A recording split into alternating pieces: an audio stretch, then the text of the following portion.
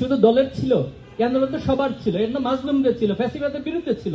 তাহলে কেন আমরা আজকে বারবার একটা দলকে বা কাউকে শহীদকে নিজের করে নিচ্ছি? তাহলে আপনি দলীয়ভাবে কতজন শহীদ হয়েছে বলেন? 200, 500? তাহলে 2000 শহীদ, বাকি 1500 তারা কোন দলে যাবে? এই প্রশ্নগুলো কেন আমরা আজকে করছি না? সবাইকে কেন আমরা অন করতে পারছি না? এই জায়গাটা আমাদের ক্লিয়ার হতে হবে। আজকে মাগুরা জেলার জয়েন্ট সেক্রেটারি ছিল উনি, ওনার ওয়াইফ অন্তঃসত্ত্বা ছিলেন। আমি গত মাসে মাগুরা সফর করেছি, ওনার সাথে দেখা করে এসেছি, পরিবারের সাথে লম্বা সময় কাটিয়ে এসেছি। আজকে ভূমিষ্ঠ হয়েছে সে সন্তান, আলহামদুলিল্লাহ।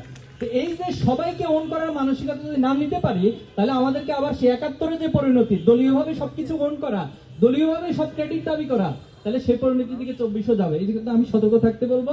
আর একটা বিষয় হচ্ছে যে লেজুর ভিত্তি আসলে কারা করে।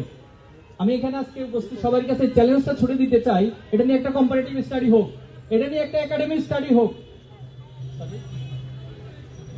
হ্যাঁ, আমি আসছি প্লিজ, আমি